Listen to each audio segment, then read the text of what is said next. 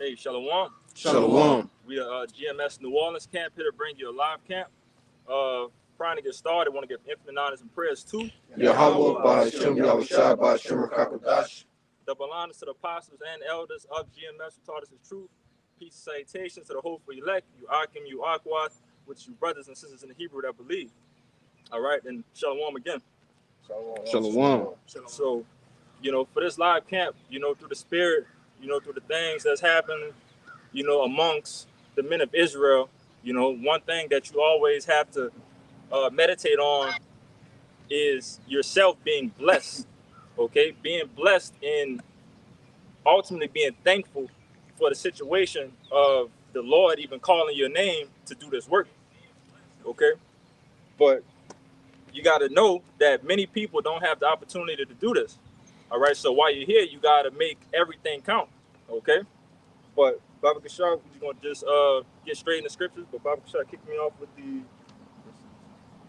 we're going to start with Isaiah first. All right. This the book of Isaiah, chapter 64, verse 6. But we are all an unclean thing, and all our righteousness are as filthy rags.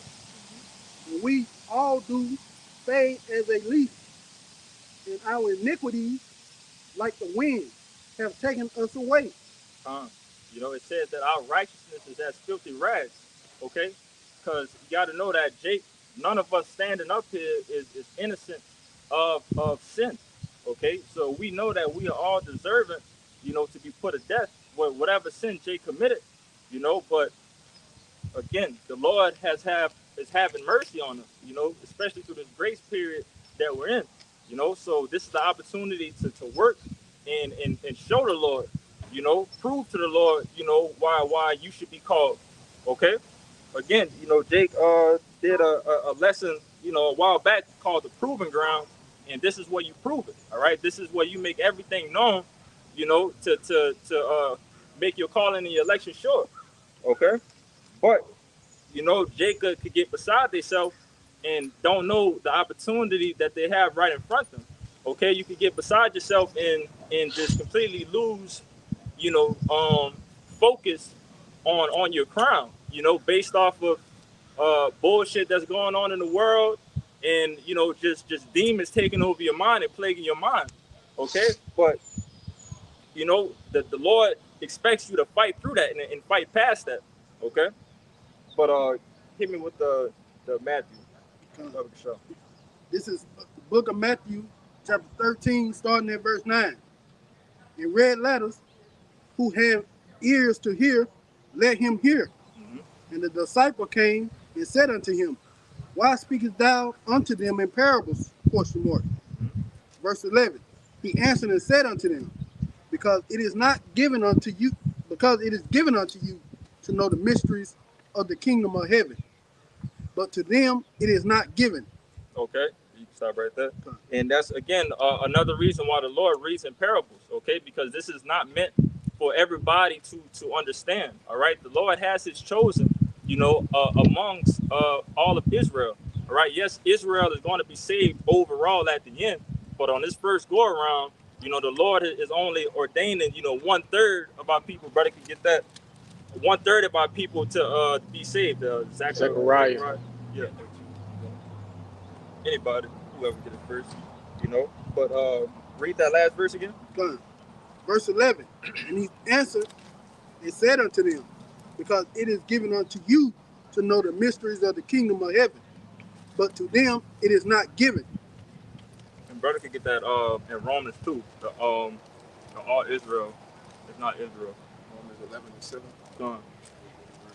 Again, the point that I'm harping in is that yes, Israel is as the sand of the sea, But again, the Lord still has His remnant of the people that He wants to have this understanding. Okay. Con. You could get that real quick. Then we're gonna finish in that message. This is the book of Zechariah, chapter 13, verse 8. It says, and this shall come to pass that in the land, said the Lord, 2 parts therein shall be cut off and die, but the third shall be left therein. Gone. You know, the third should be left therein. All right, and that goes into the mathematical equation of three parts. If two parts is gone, that means there's only one of the three parts left. All right, so that's the 1/3 versus the 2/3 in the scriptures. You know, for the brothers and sisters who don't know that. Okay, but again, 1/3 of our people are ordained to be saved, and 2/3 to be destroyed with the heathen. Okay, but continue in that Matthew real quick. This is Matthew 13 and 12. For whosoever hath, to him shall be given, and he shall have more abundant. But whosoever have not, from him shall be taken away, even that he had. 13. Therefore speak I to them in parables, because they see not, and hearing, they hear not, neither do they understand. Neither do they understand. All right. So you may sit here and if you don't understand the parable of having which is going to get to that, right? The eyes to see and the ears to hear. Read that, then I'm gonna make the point. Matthew 13 and 14.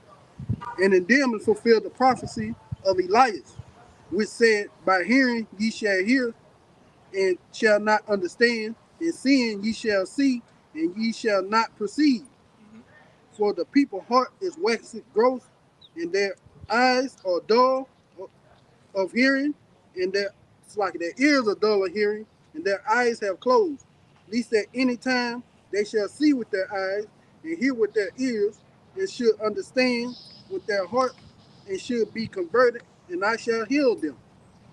Stop right there. So just overall, man, having those your ears, dulled, your ears dulled, and you're having your eyes closed. That's basically you not having understanding of the wisdom, knowledge, and understanding of Yahweh Bashim Yahushua. Okay, and that's 2/3 of our people. Okay, so again, blessed are your ears and blessed are your eyes to see and hear these things. Because the Lord has again ordained you to have this understanding. Lord willing, for the salvation at the end. That should have been it in that, right? We'll get what you had. You read the Zechariah. Who had the Romans? The Romans 11. I got that 9:6, which is now Israel. Yeah. I got Romans 11 right here. As Romans 9 verse 6. Not as though the word of the Most High have taken none effect, for they are not of Israel, which of Israel. They are not all of Israel that are of Israel. Okay, that might go over some people's heads again, but we just sat down and explained to you here in the Zechariah that the Lord, is only dealing with a small remnant of our people, as a whole. Okay. And if they are not all of Israel, that means that they're considered as an enemy of Yahweh Bashim Yahushua. All right, if you're not a believer, you're not with this word, then you're an enemy of the Lord. All right, so you're gonna have to feel this death by pain. Okay, but Kabar, get that Romans 11. Oh, it's like that was it's like Romans 11 and 8, right? Yeah. 7. This Romans 11 and 7. What then? Israel had not obtained that which he seeketh for, but the election had obtained it, and the rest were blinded. The election have obtained it, and the rest was blinded. All right. Again, backing up what the brother brought out in Matthew 13, that you had. He said that the rest was blinded. All right. So they had their eyes spiritually closed, and they had their ears spiritually, closed as well. That they're not going to receive this information. All right. But keep going on. This verse 8. According as it is written, the Most High had given them the spirit of slumber, eyes that they should not see, and ears that they should not hear, unto this day. Unto this day. Okay, so things is not going to change. If the Lord has ordained you to not have this information, he's just not dealing with you. Plain and simple. All right. And if you do have this wisdom, knowledge, understanding, pray to the Lord that you may continue to have it, and hold on to the end. All right. And we're going to get that account real quick in Samuel, just to get that out the way. You want this? I want to, before I get it, I'm gonna let you speak. But just speaking on it, because Jake still got the misconception of pretty much being too old in this thing. Pretty much don't think that they can, do this work, just because of what they did in the past, and all these stipulations that they may think that the Lord is holding against them from fully doing the work. All right, and that's not the case. The Lord is going to call who He's going to call. But that's the whole reason why Yahushua came, because what you had going on back then, right, especially in the book of Romans, right, during the times of Apostle Paul, you had a lot of Israelite foreigners, coming into the fold, thinking that, oh, I've been worshiping other gods, I've been following the ways of the heathen, I can't change this and come in, and which Yahushua came, and He ultimately made that sacrifice to actually have them to be grafted back in, But go ahead, you got it. Get that a compliment, Brother Shaw. God, this is 1 Samuel 16:5. And he said, peaceably, I am come to sacrifice unto Yahweh. Sanctify yourselves and come with me to sacrifice. And he sanctified Jesse and his son and called them to the sacrifice. And it came to pass when they were come, that he looked on Eliab and said, surely Yahweh's anointed is before him. Eliab. But Yahweh said unto Samuel, look, not on his countenance or on the height of his statues, because I have refused them of Yahweh. Statue. Yeah, talking.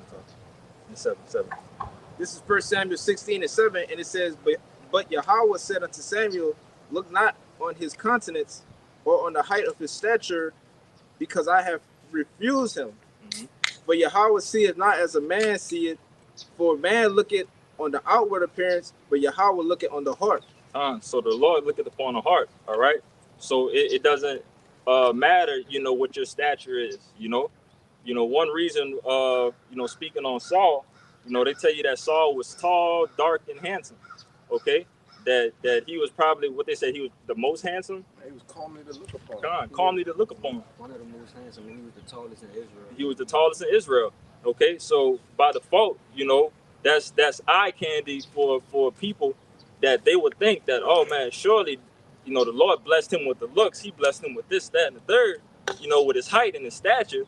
This has got to be, something. And our people still deal with that type of thought process till this day. Okay. Like the elder always said, we was at camp and we was all 6'4", 6'5", and we wore nice suits, and we had perfect lineups with perfect bushes. They'd have 1 million people at the camp, man. Yeah. Yeah. But because we come in the stead of Yahushua, all right, as it said, he took on the form of a humble servant. But because we look just like Jake. So they despise, they're like, man, them niggas don't know what they're talking about. Right. You got it. Yeah. So, again, just backing up the brother even more, so Jake was to come out and everybody was to look like a 10 out of 10 model that's supposed to be on a magazine. Each brother probably have like 1 million subscribers and followers, and damn near could make a lot of money off of this thing. Okay, but that'll make fool of the ministry. All right, that'll make it would pretty much take the glory away from Yahweh Bashim Yahushua. Okay, so the Lord, on the other hand, has now put us in this situation where we don't look like it.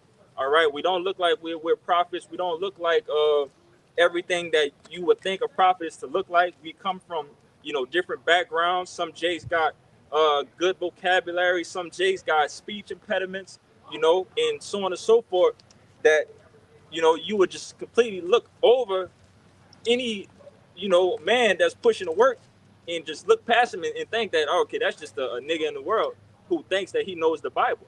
All right, but again, what it says at the end of that who was holding that holding the Samuel? Read the latter end of it. It says, for Yahweh seeketh not as a man seeketh, for man looketh on the outward appearance, but Yahweh looketh on the heart.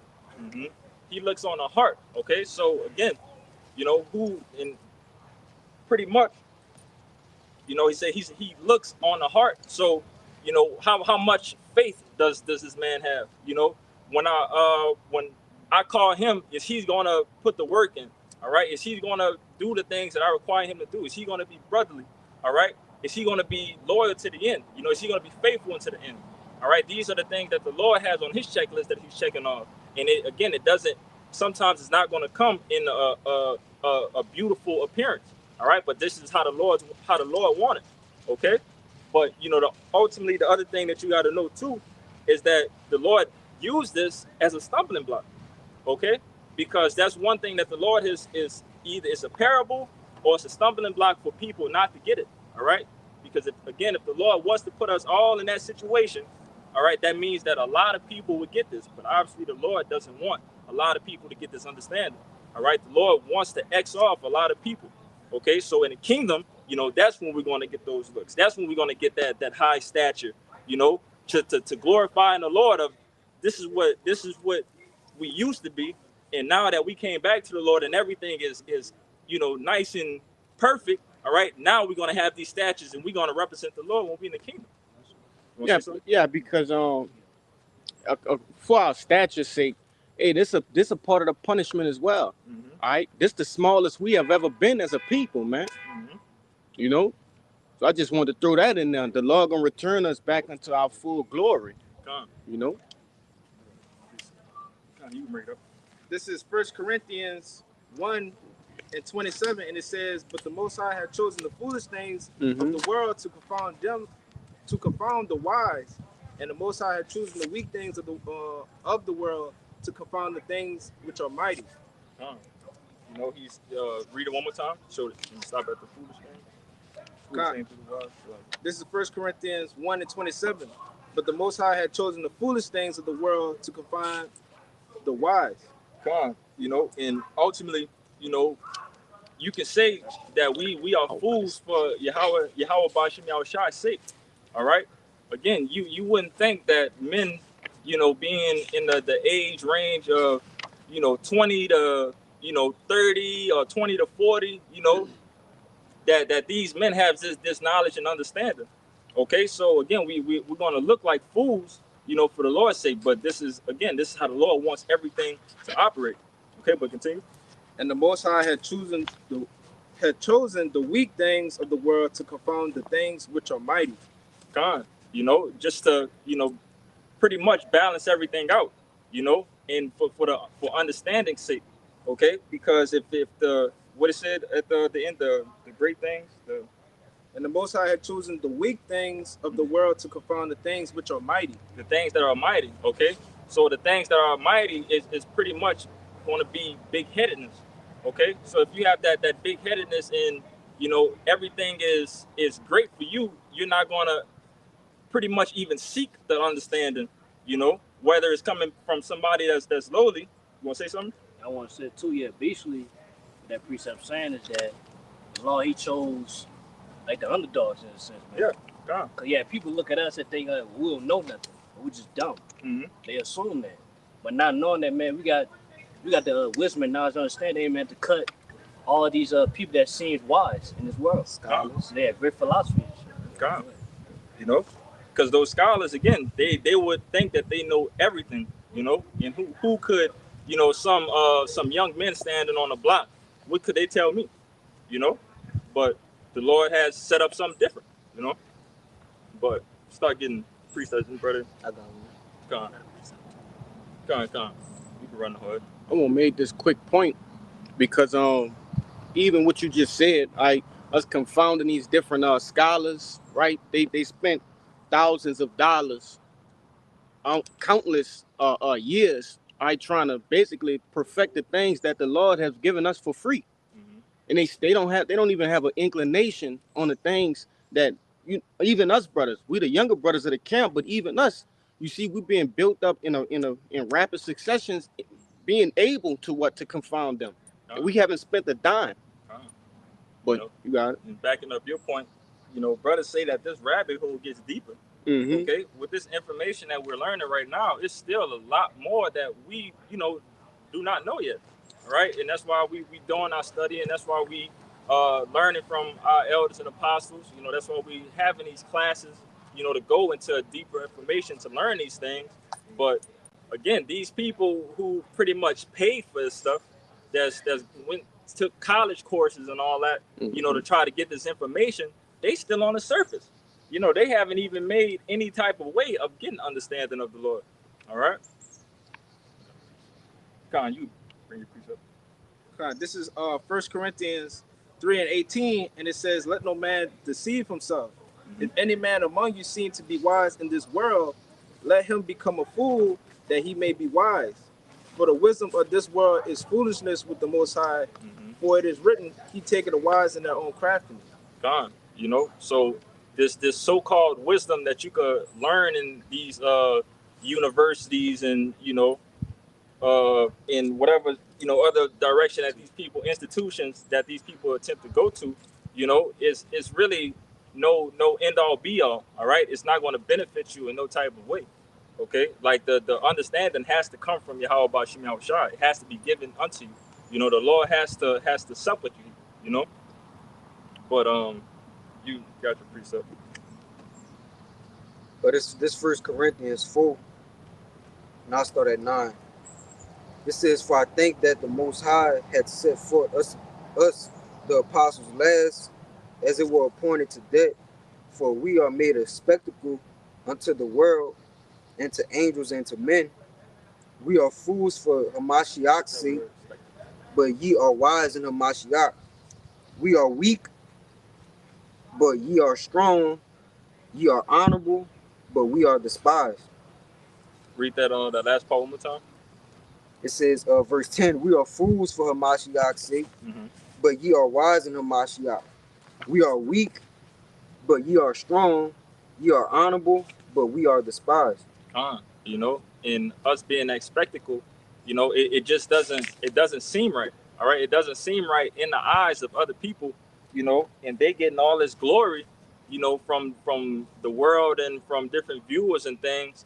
But for our sakes, you know, doing this thing, you know, I remember Googling GMS, you know, on Google before the you know, pretty much having a lot of this information that I have about, you know, the wisdom, knowledge, understanding of GMS.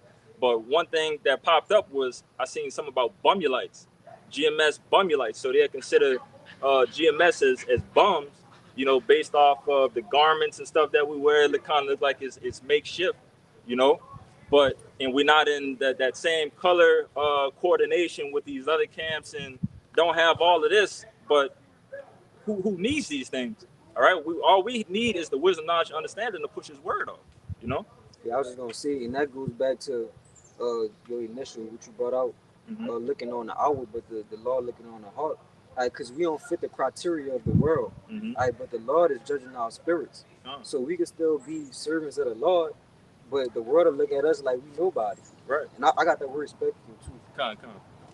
Yeah, this the word spectacle in the online etymology.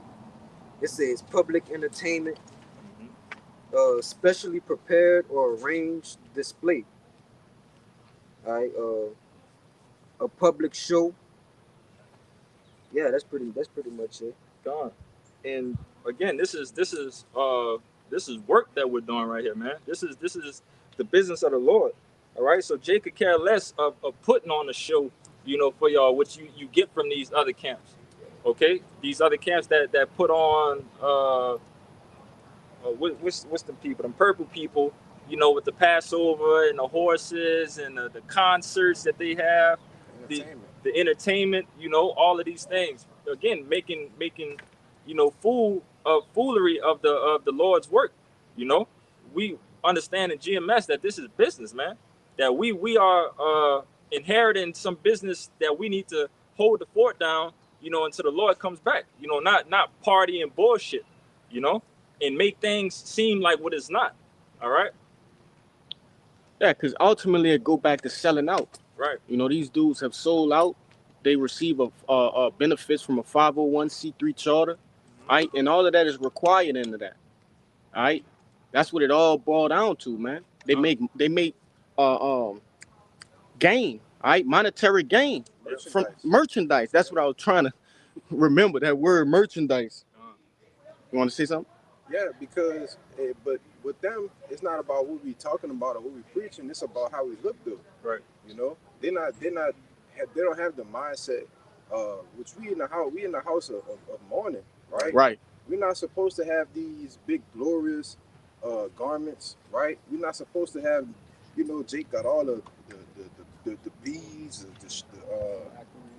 like everything, you know, they got the whole get up, man. You know, this not what this is, right? And which why the Lord made it of men, all right, of a lower estate on purpose, you know, that have the truth, right? You see, like you mentioned, hey, Jake had, you know, they do all sorts of crazy events with the Passover. Yeah. All right, the Passat is a solemn assembly, man. Man, these dudes had the Passat in a fucking strip club, man. Yeah. You understand how off that is? Right. Yeah, that's some scumbag shit, man. Read the truth is on Solomon itself, man. That's right. This is, man. Hey, it's just like when you look in these industrial prison systems, you can see the man who's actually trying to get out.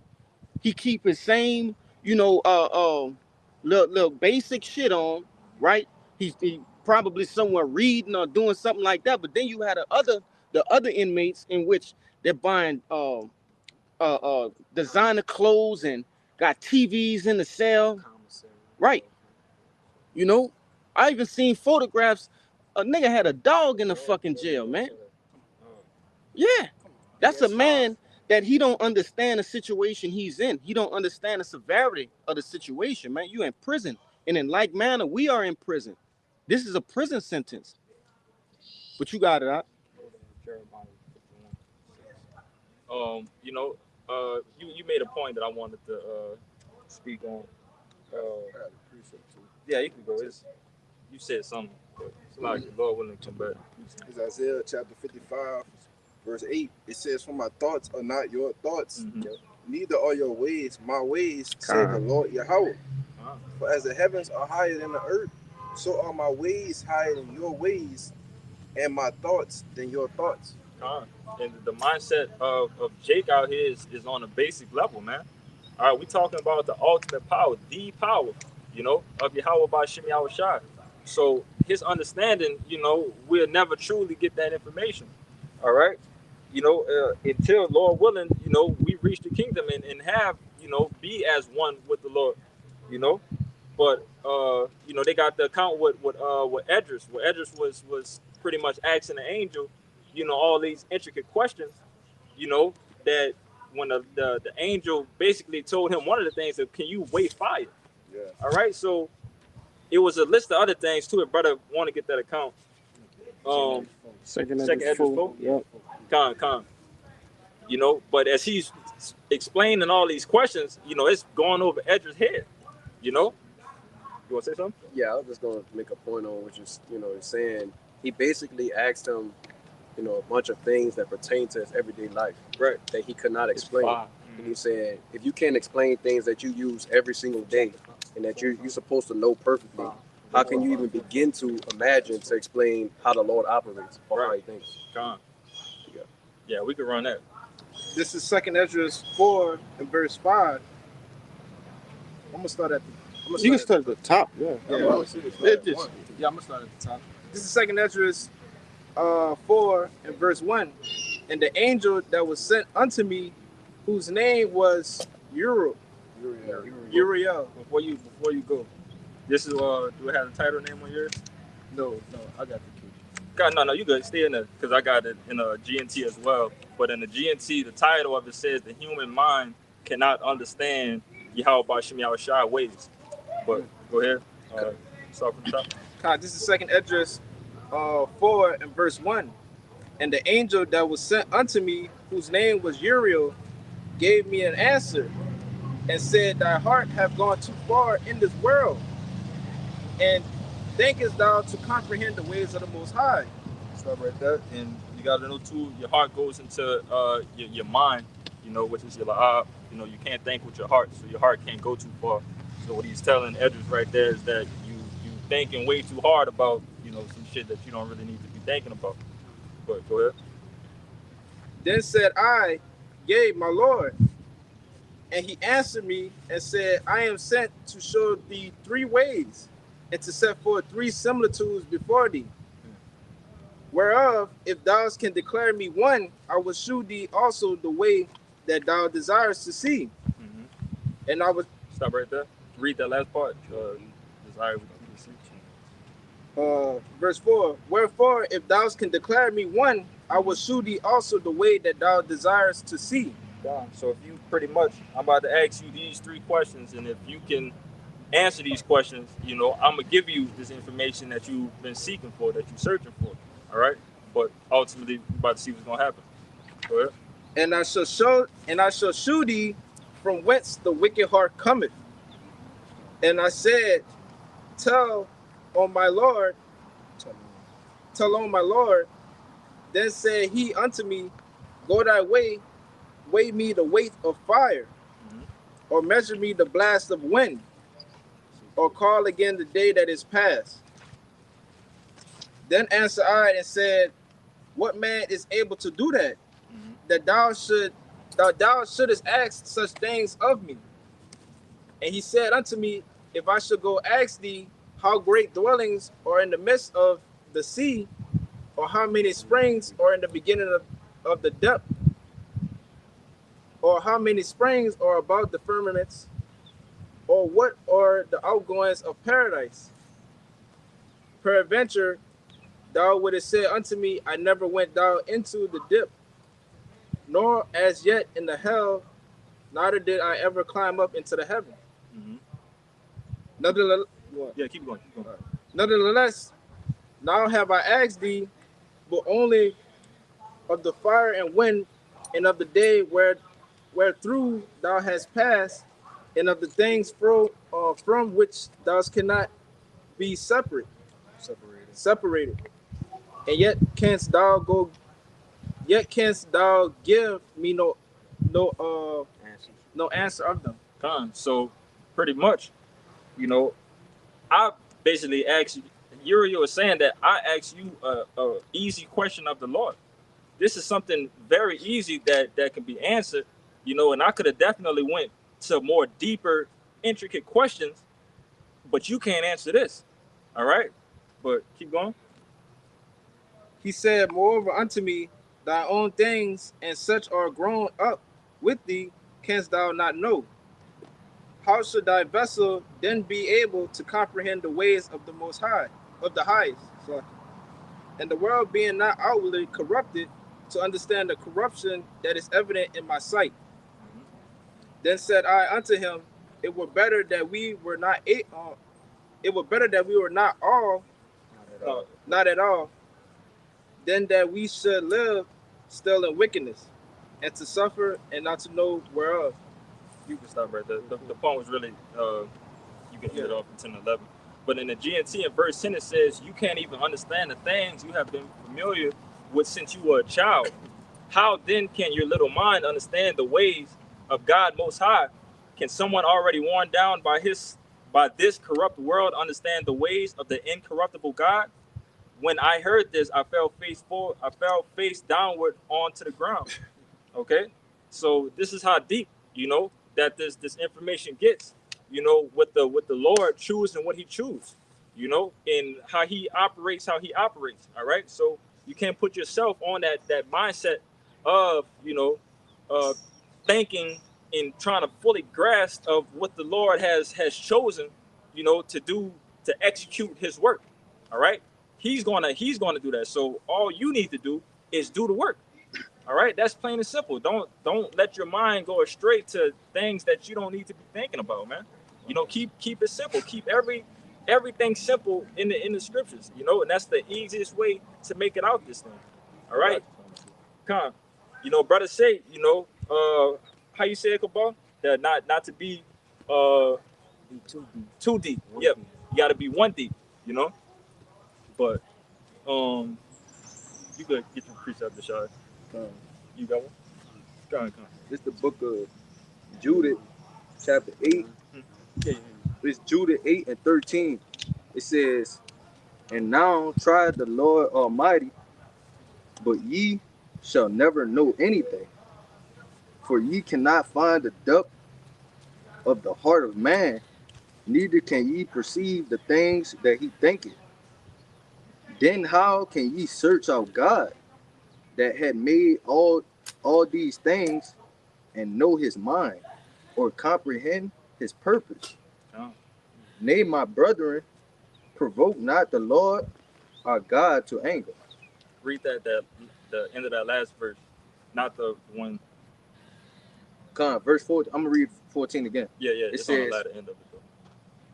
You go ahead. come, it's for ye cannot find the depth of the heart of man, neither can ye perceive the things that he thinketh. How then can ye search out God that had made all these things and know his mind or comprehend his purpose? So again, the Lord created all of us, all right, in the mindsets that we have, the way that we operate, the things that we do in our daily lives, and that's intricate in itself. Okay, even the different amount of hairs on a brother head, they how they physically built, how they look towards this situation differently from another brother, two different understandings of things. Like it can get real deep of how the Lord, uh, have his creations working. Okay.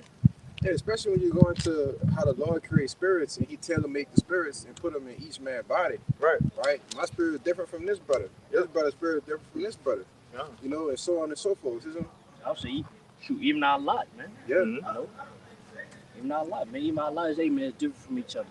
So yeah, we can't, what I'm saying, trying to, ask the Lord like how a brother does or do that. Mm-hmm. All lots is different. Small things. Like I know specifically about the brother Kashab. The brother likes lukewarm water. He likes room temperature water, and I don't like that type of water. I like ice cold water. But he don't think that way. I don't think that way. But that's just how something as small and simple as that is something that differentiate. How you say Differentiate. Differentiate. Different brothers. Yeah, the Lord is all about, diversity and having, everything, everything working as one, in a balance in a sense. Okay. But you got your precept.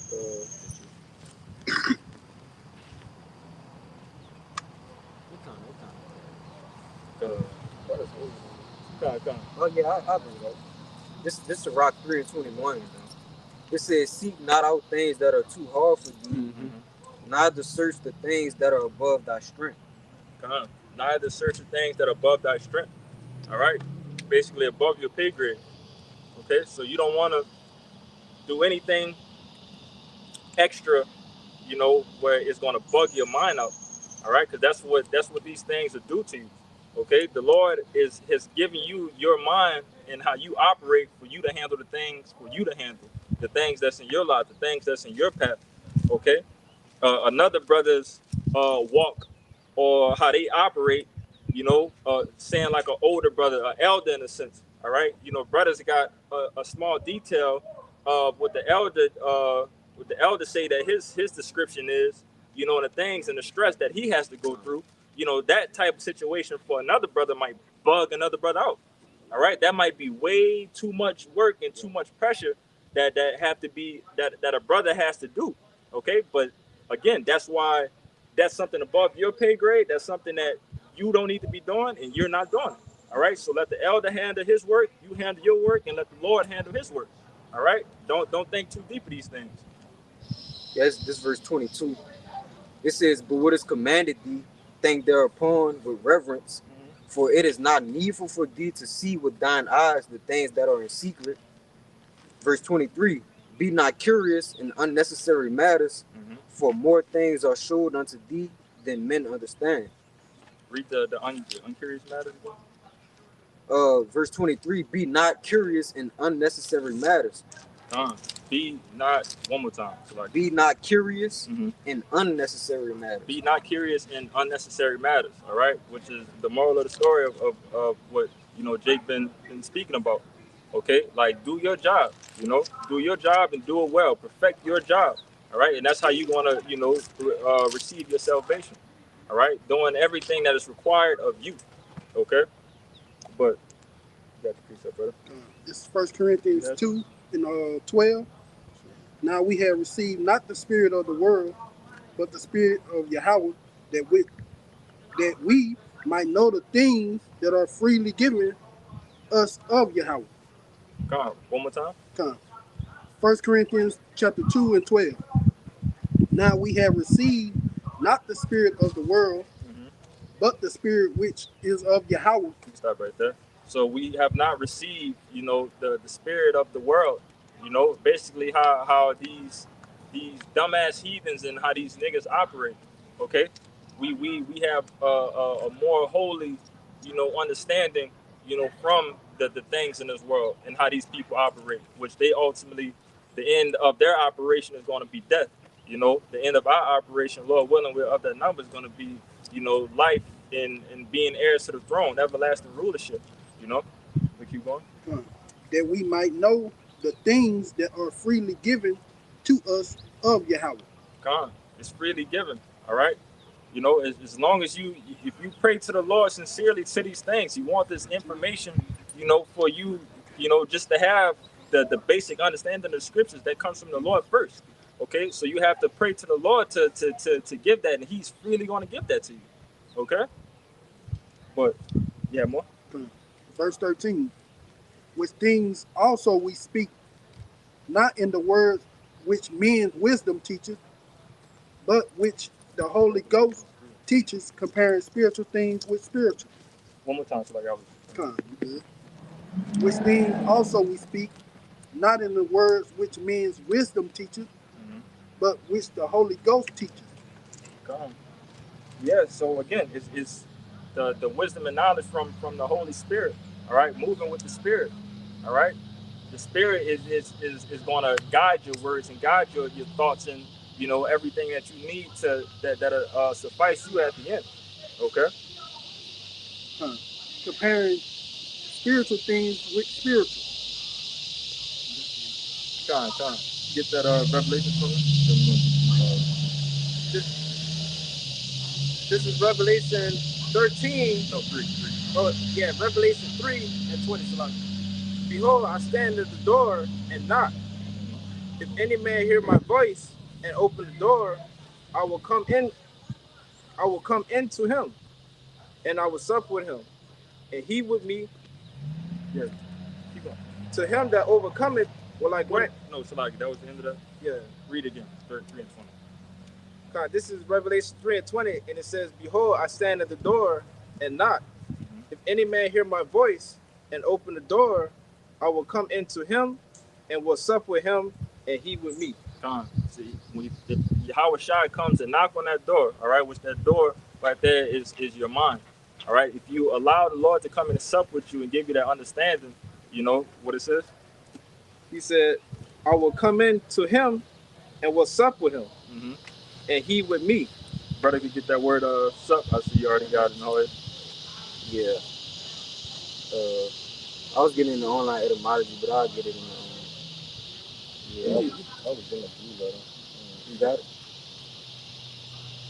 But it doesn't say anything about having to pay for it.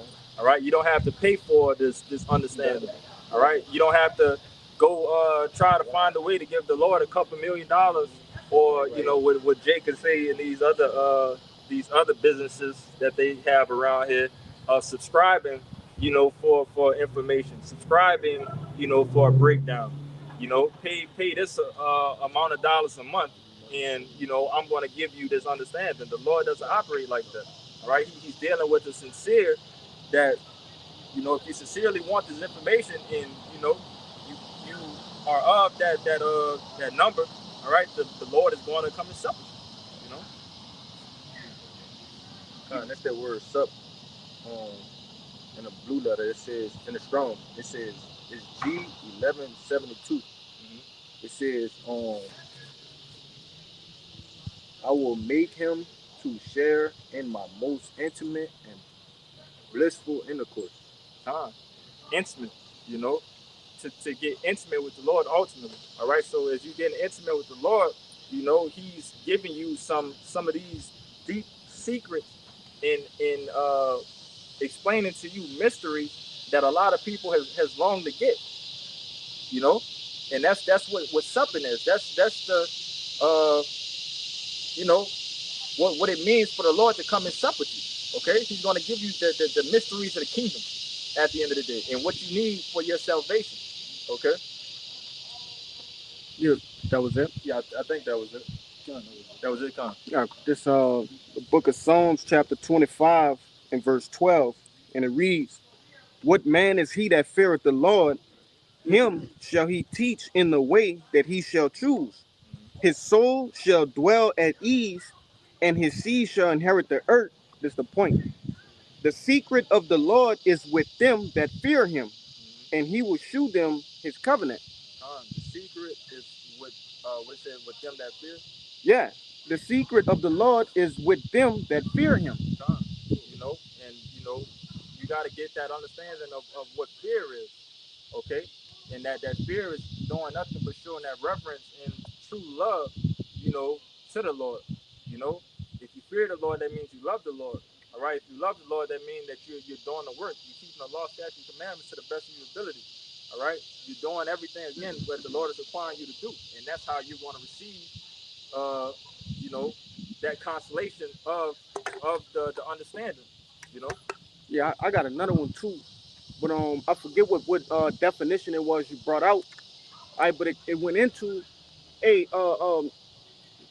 not asking things that really don't have really no importance right now. What's important is salvation. That's all that matters right now.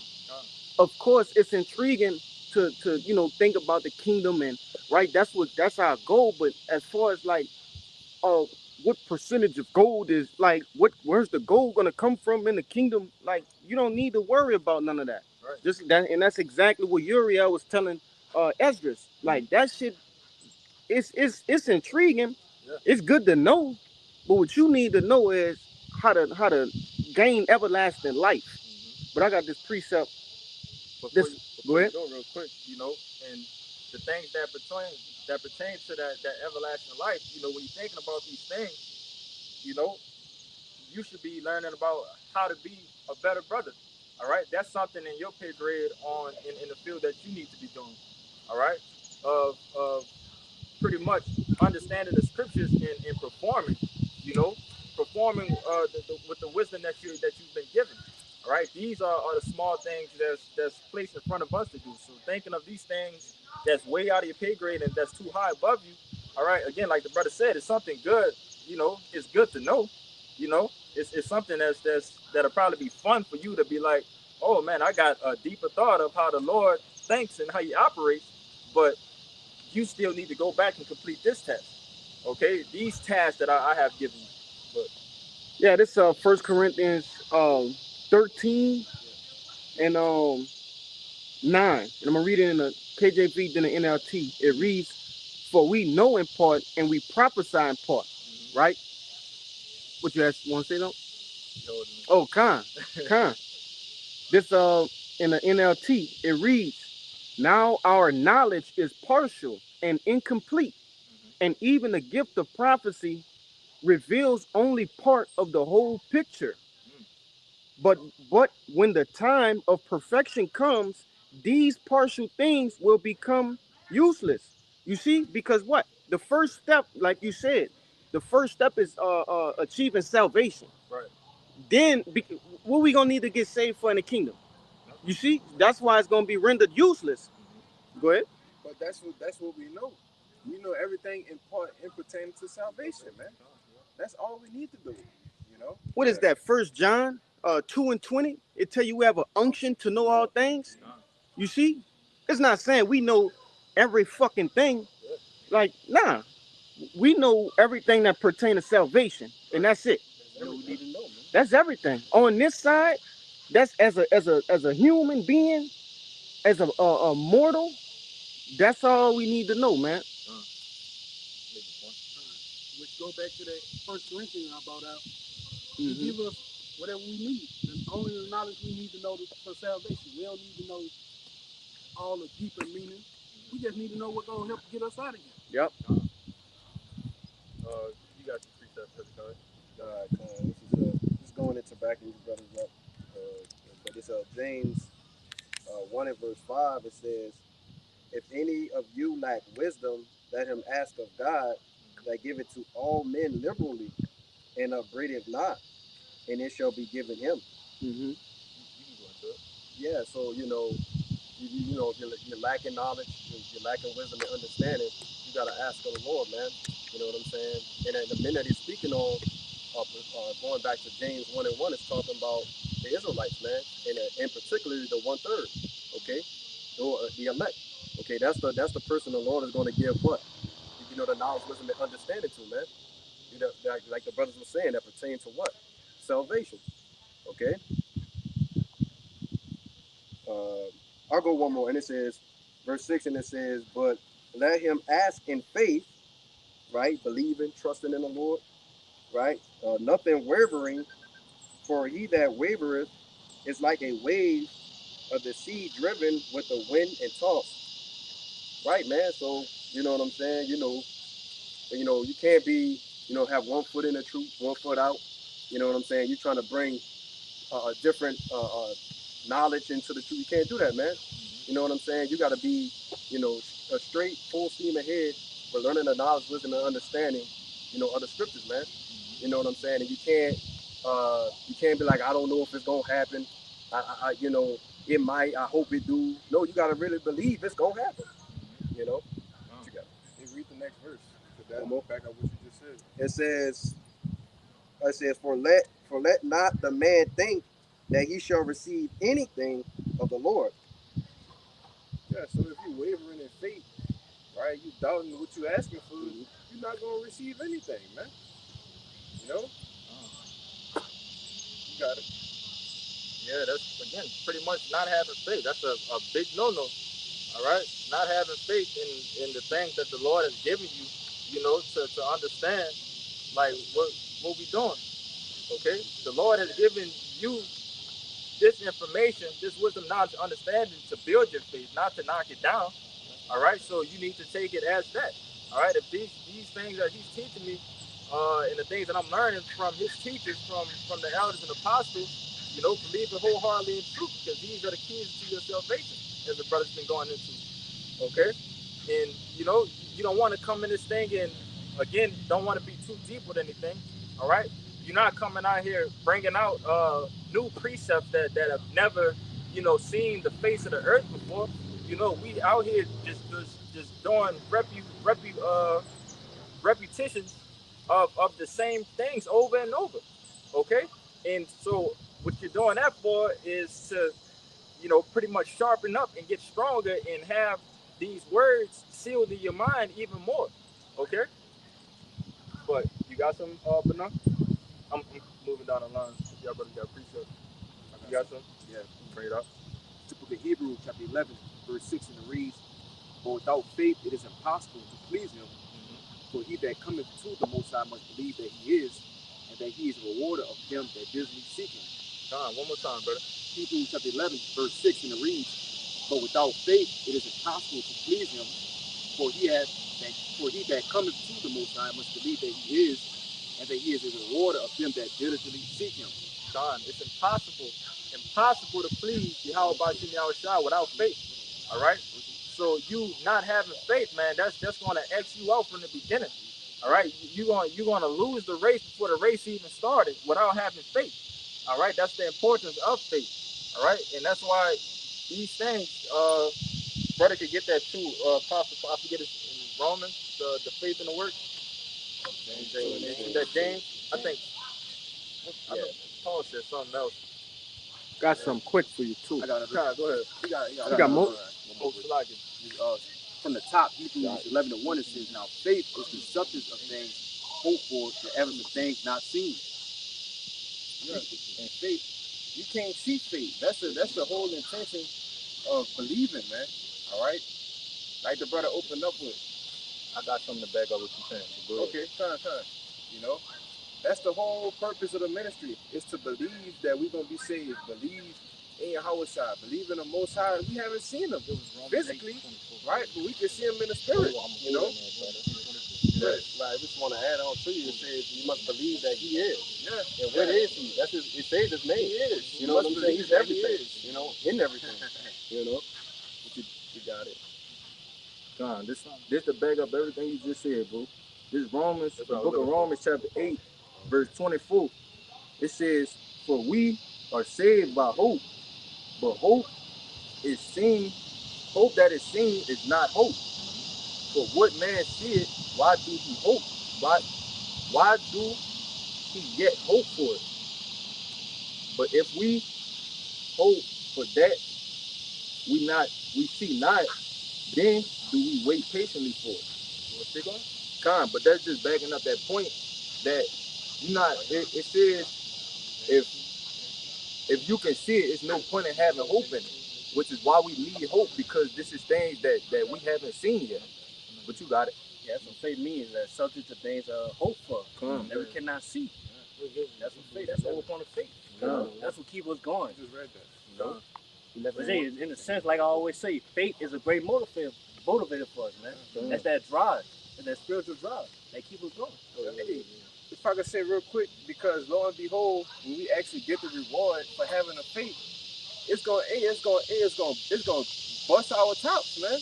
It's gonna blow the roof off our heads, man. You know, for real. And again, I like to say too, one of my favorite things to kind of reflect on is, again, what the Lord has given us. And these are some of the small inklings of spiritual powers that we have of faith alone. Having faith of somebody that right now we can't even form a full picture, of how we could think of each other. I could think in my head how the Shia looks. I could think of how the Shab looks, how the elder looks, while not looking at them. All right, but all we have is a couple words in the scriptures of how the Lord is described. But from that, just alone, and from all of the accounts that we read, we have to believe these things and know that this is something real and somebody that's really going to come back and save us.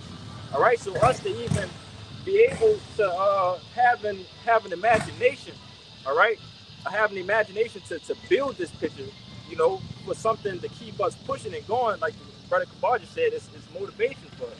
All right, because if we couldn't think of these things or even try to attempt it, all right, we have no motivation to keep going. All right, so again, the Lord is constantly throwing us gems and whatever we need for us to keep our faith high and focused on Him. And we got to get the account with Peter walking on water. That's one of my kind. Yeah, the James 2. Yeah, hold on there. Get that Yeah, read the James. This is the book of James, chapter 2 and verse 18. Yea, a man may say, thou hast faith, and I have works. Show me thy faith without thy works, and I will show thee my faith by my works. All right. So faith and works go hand in hand. All right. You can't just have one, and say that you believe in the Lord ultimately. All right. So again, if you say that you have faith, all right. So if you have faith and you claim that you have faith, all right, then the question behind it is going to be like, okay, so what have you been doing? What's the works you've been putting in? All right. But if you say on the other hand, yeah, I've been doing this work for the Lord, and but I have no faith, but it doesn't make sense. All right. So that's why those two go hand in hand. Faith and works is part of the keys of your salvation. Because faith produces an action, right? If you truly believe in something, or you think, all right, well, I'm gonna do something to show that I believe it, right? That's why he said, go ahead. I would say, well, there's no vision, the people perish. That's right. So you don't have no vision of the finish of power what you're doing, you're not gonna finish it. Right. Just like Apostle Gabar said, you gotta be a visionary, man. The members of the elect gonna be visionaries. They can see the long game, right? They can see the kingdom. They can see Yahweh Shai, right? You have faith in those things, that produces us the action to actually come out and speak on it. come out and prophesy, to tell our people to repent and tell them what's coming, you know? Tell them what the things that we have at hand, man. That's just what faith do, right? Go ahead. Now, I was just gonna say, you know, a lot of people say that quote unquote they believe on the Lord, but not understanding the word believe is literally a verb, which verbs require action.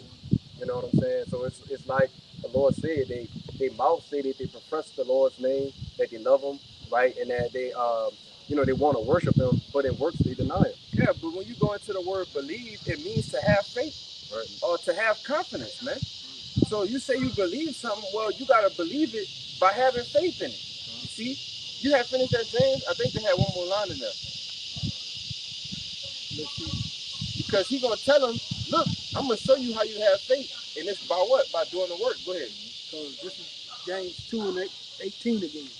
Yea, man say, thou hast faith, and I have works. Show me thy faith without thy works, and I will show thee my faith by my works. You want me to move to 19? Oh, go back down to 17. That's what I wanted you to start at. This is James 2 and 17. Even so, faith, if it has not worked, is dead being alone. Yeah, so if you say you got faith, right, but no action, like I just said, no action is produced behind it, well, that means you don't really have faith. If I truly believe something, I'm going to go do something to show I believe in it, man. It's a sacrifice that's required, or that got to be made to show I believe in it, you know? Go ahead. You got it. Yeah.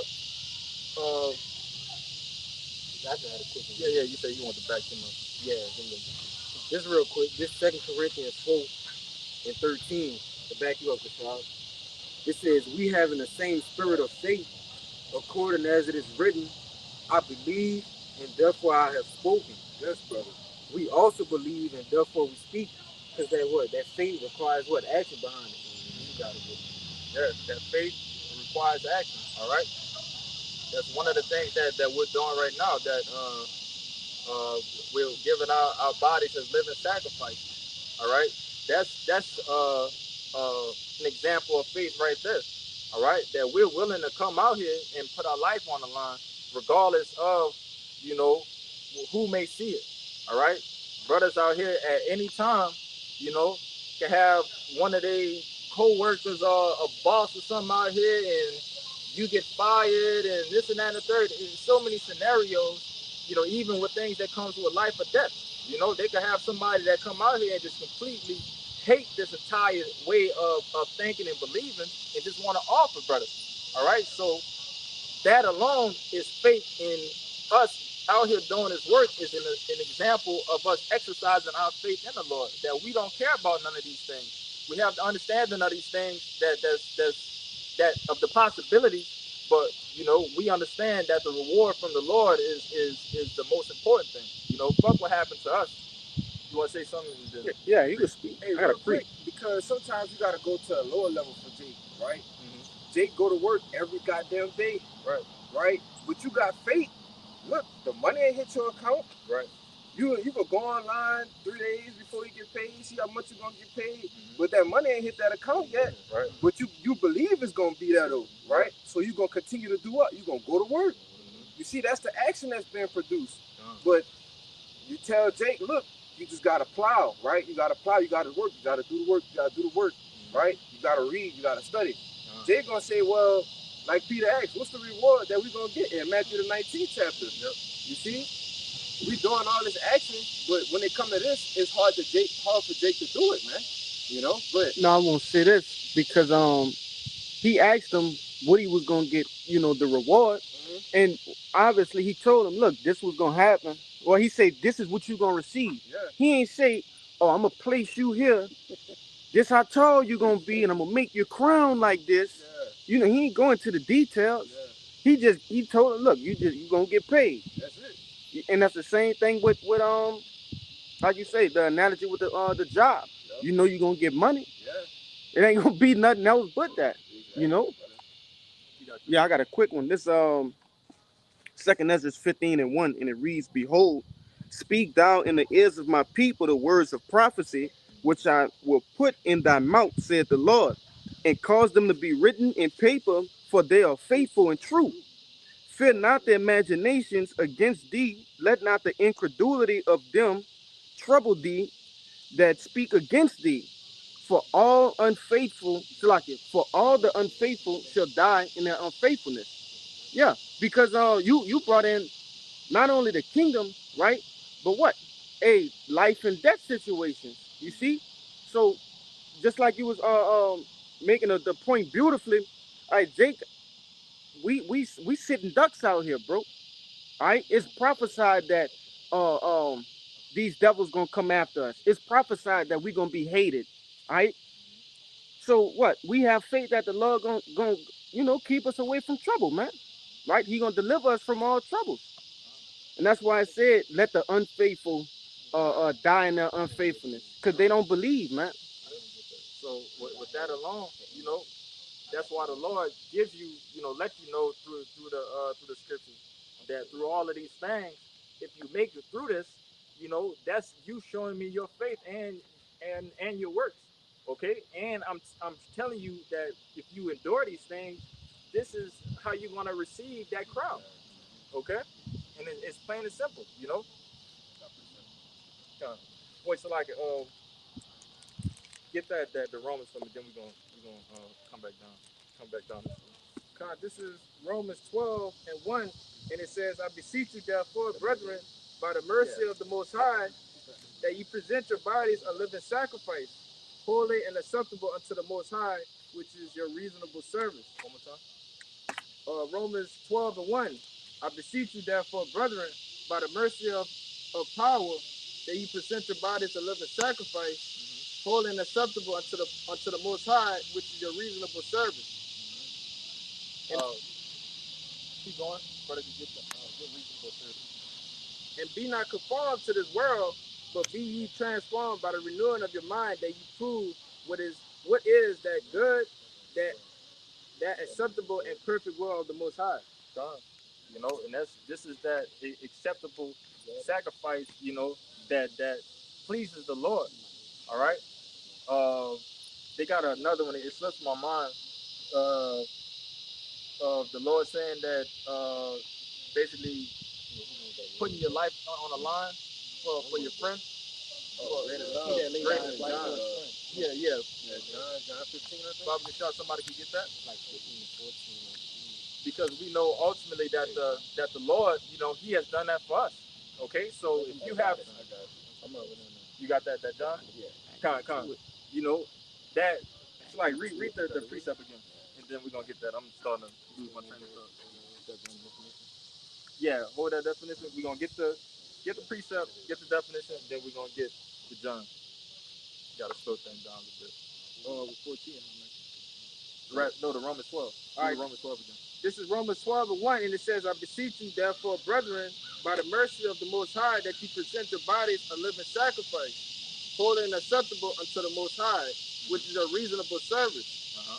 And be ye not conformed, be not conformed to this world, but be ye transformed by the renewing of your mind, that ye may prove what is that good, that acceptable and perfect will of the Most High. Because obviously the things that we was taught in this world is not the true sacrifice, that the Lord requires. Okay. Well, what's one of the things that specifically that comes to mind that people think is a sacrifice is going to church on Sundays. All right, you go to church for 2 to 3 hours just to hear a pastor, speak for about 30 minutes, and then have pianos and music playing for the rest of the couple hours. People think if I go do this every week, this is my reasonable service that I have to do into the Lord, and then that's how I get into heaven with the white clouds and the golden gates and the white babies. This is where all of this comes from. But by being changed, the renewing of your mind and understanding what is the true will, we understand this is what it is. God. We understand that this is the sacrifice that we're doing. Actually putting our life on the line and showing the Lord that we love Him. Okay? But get that definition, then we're gonna get that done. Yeah, they got to split up, the word split up, but I could get service though. Wait, because it tell you in Romans, the 9th chapter, about when they say who are Israelites who pertain to adoption, right? Yeah, and it tell you the service of the Most High. That's gonna tell you what the service of the Most High is. Yep. Get the two. Yeah, that goes that. Get the regular Google definition. Okay. Let me type in the whole reasonable service. Yeah, just type of reasonable service. We gonna pop up. I think somebody else got it. You gotta get that scripture. Yeah, let him grab it. Yeah, Kyle. I got it, though. Get the definition real quick, then we're gonna get that. Yeah, this is reasonable service in the AI overview. It says quote unquote reasonable service has two main meanings. It can refer to the quality and standard of service expected in a commercial context, meaning fair, justifiable, and in line with industry norms. Stop right there. So again, that's fair in itself. If the Lord putting his life down and we doing the same thing, we're putting our life down for him. That's something that's fair. Okay? So keep going. It says, alternatively, it originates from Romans 12:1 in the Bible, where it describes the logical, intelligent, and wholehearted dedication of one's body and life to the Most High as a spiritual sacrifice in response to his mercies. Let me say that in the NLT too. And that's crazy because this is my first time actually really looking at the reasonable service, as in two words for the definition, but that's smoke. All right, says it describes the logical, intelligent, and wholehearted dedication. All right, so we wholeheartedly is willing to put our life down, Lord willing, brothers continue to have that mindset that we make it to the end, but that we were going to put our life down for the Lord, but you can run it, the ball. Ecclesiastes 12 verse 13. Let us hear the conclusion of the whole matter. Fear the Most High and keep his commandments, for this is the whole duty of man. That's the whole duty of man. Fear the Most High. Fear Yahweh Shem Yahushua and keep his commandments. That is the whole duty. All right? That could go back into early in the conversation as well, too, with keeping things simple. These are the only things that's required, for you to do. This is what the Lord requires you to do, Yeah, then the things that's being commanded of us is according to the scriptures. Was a matter of fact, in the scriptures say strive unto truth or to death. Yeah. Say back then what you were saying, we laid down life for this, man. You got that? Oh, you got it? This is the book of John, chapter 15 and verse 13.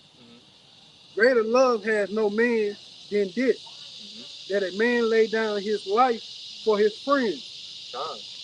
No greater love, okay? And you just got to imagine that on so many, the ways that we can't imagine it, all right? We see these things in movies, read it in books and stuff like that. And usually moments like that be one of the most saddest moments that you see. But you always walk out of that movie of like, man, I fuck with what he did. That was an honorable way to die. The way that he put his life on the line. Jake jumped in front of the bullet. Jake took all the bullets that was supposed to kill this one dude. He got everybody out and he sacrificed himself. There's always that honorable death that men would think that, okay, that's a good way to go out. All right, that's the way I would like to go out, and if I was to fall in these situations, yes, I would like to just make it out overall, but if I can save my brother, by putting my life down, I want to do that, But you want to say something? Yeah, because we just went into that, me and the brother Quashad, right? Yahweh Shai's sacrifice, all right? Which when you understand, just like you brought out in those movies, when a person sacrificed himself, that at that point be a critical point. Yeah. It's either the movie end right here, or you get the person sacrifice himself and then the movie continues. That sacrifice allows, right, the rest of the story to continue. Right. And that's what Yahweh Shai did basically. Yep. He sacrificed himself for us to be right here, right now, doing this very same thing. You see? Which backs it up beautifully because when you went into the service, which is, I believe it's a privilege, all right, to even have the chance of worshiping the true power. Con. That's the service is just worshiping, right? What you had read in the definition? I read. I got it right here. Go ahead. It says where it describes the logical, intelligent, and wholehearted dedication of one's body and life to Yahweh Bashim Yahushua as a spiritual sacrifice in response to His mercy. A response to His mercies, and we obtain mercies through the Lord Yahweh sacrifice. That's the only way we obtain the mercy. You know, you gotta do it. Yep. And again, it's funny, you know, how the Spirit works, and it's wrapping full circle to the beginning of the lesson of being thankful and grateful for the situation that we in. All right, because the Lord didn't have to put His life down for us. You know, we always go into it. The Lord could have. I think you brought it out maybe like 2 weeks ago when He basically told Moses that, man, I'm basically about to just kill everybody, and I'm about to start over with you.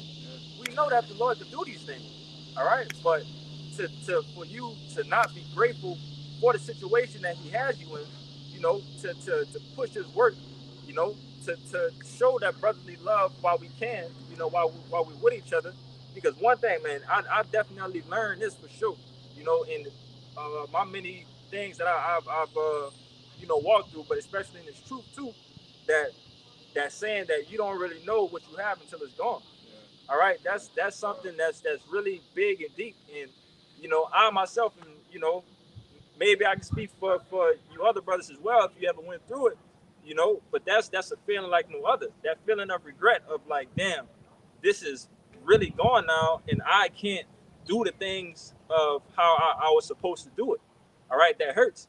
All right, but Because Jake be having things at their disposal and not really valuing it. You know, you have something, like you said, you won't know the true value of something until you lose it. What if you lose the spirit of the Lord, brother? that's why you can't play with it. That's why you can't play with it, you Right. know? You gotta honor the privilege that we got. You gotta go.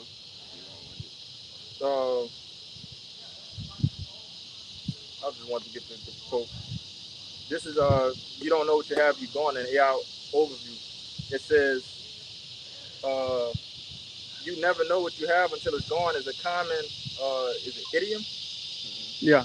Idiom. People often don't appreciate the value of something like a loved one, their health, or possession until they have lost it. It highlights the tendency to take things for granted or become complacent with them while they are present, only to realize their true worth in the pain of their absence. The saying serves as a reminder to cherish and show gratitude for the good things in life while you still have them. And this is the best thing that we have. This ministry is the best thing that the Lord could ever have shown forth to us, you know? So this is the biggest jewel, richest, whatever that we've been searching for our entire lives. All right, and brothers gotta remember that and keep that on the forefront of their mind of not fumbling this opportunity. This is a one in a lifetime, you know. And I think about the Eminem, you only get one shot. Do not let the chance to blow. This opportunity comes once in a lifetime, you know. So don't fumble this, don't lose it, and don't take it for granted, man. All right, while you can still put your hands on the plow to work, you know, while you can still hit a brother up, call the brother. The brother was just going to tell, you know, before camp started, you know, it is going to come to the point in time that we ain't going to be able to come to the block no more. That we ain't going to be able to post our videos and do everything on YouTube, you know. So while you have the chance to do it, go all out, you know. Make your mark here. Make it known that I went all out while I had this. And then when the Lord put that next, you know, route in lane that you need to do, you know, then you go wholeheartedly in that too. You know, you just keep going hard as hell, you know, until the Lord blows the whistle, you know, and get us the hell out of here. I got something come too. down. This is John chapter 9, verse 4. It says, I must work the works of him that sent me while it is day, for the night cometh when no man could work. Yeah, I was looking for that precept too. Read it one more time. Oh shit. Oh, it's like You good. This John 9, verse 4. It says, I must work the works of him that sent me while it is day. The night cometh when no man can work. the night cometh where no man will work. All right. Meaning, it's going to be a point in time, again, that we know that it's the Lord's business that we're operating in right now. But we know it's going to come a point in time where all this is going to be shut down, right? Just as I was going into. We know that it's going to be a point in time where this is going to be completely shunned, and a lot of people is going to have targets on our heads. And again, what we just was talking about with the making your body a living sacrifice, where it's going to be people that's going to have a red dot on your head. You're going to have a target on your back, and that's when everything is going to be ceased. The Lord is going to close the mouth of his prophets to ultimately keep them safe. All right. The Lord knows that in that situation, like brothers go into in the middle of JT, brothers not gonna be out there, reading the scriptures, running for their life. Right. At this point in time, we're gonna be having this, Lord willing, we're gonna have this wisdom and knowledge and understanding, locked in our minds, for the stability, when all of these things are happening. But again, the Lord knows to take care of us, and there's gonna be a point in time, when he's just gonna shut this thing down, I had one, but yeah, this is the book of Matthew, chapter 13, and verse 44, and it reads, "Again, the kingdom of heaven is like unto a treasure hid in the field, the which, when a man had found, he hid it, and for the joy thereof, goeth and selleth all that he had, and buyeth the field. Again, the kingdom of heaven is like unto a merchant man seeking goodly pearls, who, when he had found one pearl of great price, went and sold all that he had and bought it." You see, and that's red letters, Yahushua speaking. All right, because you made a point, you were saying, hey, go all out for this truth. And it's saying the kingdom of heaven, but where does the kingdom of heaven start? Right here in his ministry, you see? So, hey, do all you can. You don't get the chance. It said it was a treasure hid in the field. Man, that the odds of finding a treasure in the field is like 1 in a million, and you found that. Yeah, a needle in a haystack. The joy you feel when you accomplish that. That's a great feat. So to have this truth, like you went, like the premise of this video, right? To basically appreciate your opportunity in this truth, man. But I just wanted to bring that out to support that. You got it out. God, this is the book of 2 Peter, chapter 1, verse 10, and reads, "Wherefore, the rather, brother, get diligent to make your calling and election sure. For if you do these things, you should never fail." You should never fail, right? Plain and simple. You should never fail, making your calling and election sure. And we just can't leave that out. If con, but and we just went through and spoke down a list of things that's required, and it's really not too much. It's not grievous, roughly paraphrasing, it's the I forget how that's, I'm trying to still paraphrase in my head. Yeah. If you could get that. You know where it's at? 1 John 5:3. They got one in Matthews too. I think that's what we're talking about. But it's not grievous. The Lord gives us the play-by-play booklet and the blueprint of how to walk and how to operate, man. No. You do these things and that's it. But you got it. Yeah. Okay. Yeah. This 1 John 5:3. It says, "For this is the love of the Most High, that we keep His commandments, and His commandments are not grievous." And the brother Kabal brought out, in the Ecclesiastes chapter 12, that's the whole duty. The whole duty of man is to keep law, statutes, and commandments. But what does that say again? "For this is the love of the Most High, that we keep His commandments, and His commandments are not grievous." So we know what the duty is. We know that that's how you show love to the Lord. He's telling you that it's not grievous, right? And to try to get that word grievous, just for edification's sake. But it's plain and simple. Yeah, more than that. If I could just say it real quick, because the word grievous is just meaning a burden, right? So when something grievous to you, it's a burden to you. And the commandments is not a burden to us. You got it? Cause it's that word grievous. The strong G 926. it's heavy in weight. Metaphor, burdensome. That's the main point. It said burdensome, man. God, It's not a burden. it's not a burden, man. This is the law, statutes, and commandments is life to us. All right, that's what separates us from the heathen and these niggas in the world. Okay, that's why this is a holy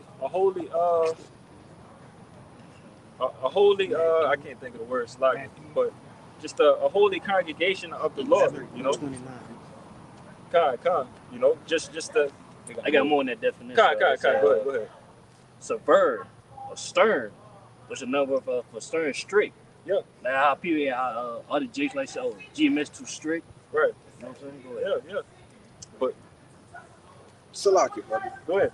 If I can make a point real quick, because what makes the commandments, right? What makes it strict is the wickedness of the world.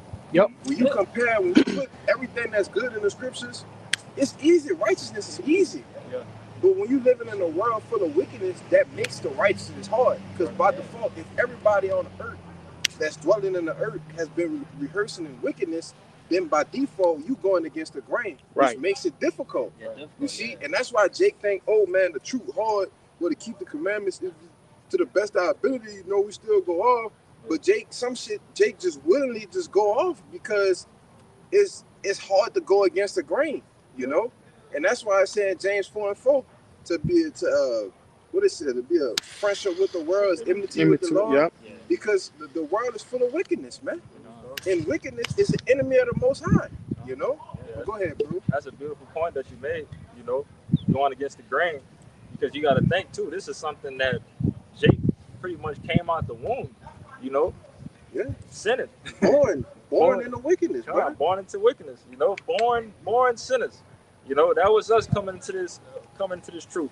You know, and still sin to this day, Yeah. because that's what this whole entire queendom of Esau Edom, you know, pretty much describes. You know, do as thou wilt. You know, be your own God. Do everything that you want to do to whoever you wanted to. All right. And I'm going to set up these laws, my laws, you know, which if you have enough money or if you have enough motion and power that you don't really have to listen to these things, you know, just freely, just do what the hell you want. Yeah, that's why I tell you in Isaiah the 24th chapter, he transgressed the laws. He changed the ordinances. Mm-hmm. You see? God. And who's the main culprit of that, man? Yeah. Yeah. Yeah. That brother gotta want to back up what you were saying too. Con. You got it. It's the book of Matthew, chapter 11, verse 29, and it reads, "Take my yoke upon you and learn of me, for I am meek and lowly in heart, and you shall find rest unto your souls." Con. Go hit the last one. 30, verse 30, and it reads, "My yoke is easy and my burden is light." Con. My yoke is easy and my burden is light. All right.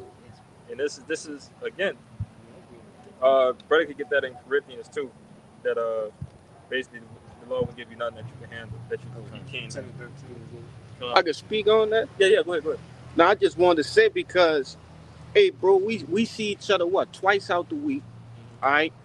It depends, but for the most part, right? We got 2 mandatory camps, but besides that, man, Jake go and do his own thing, go to work and come home. Obviously we spend an hour one day and then 2 hours on another day.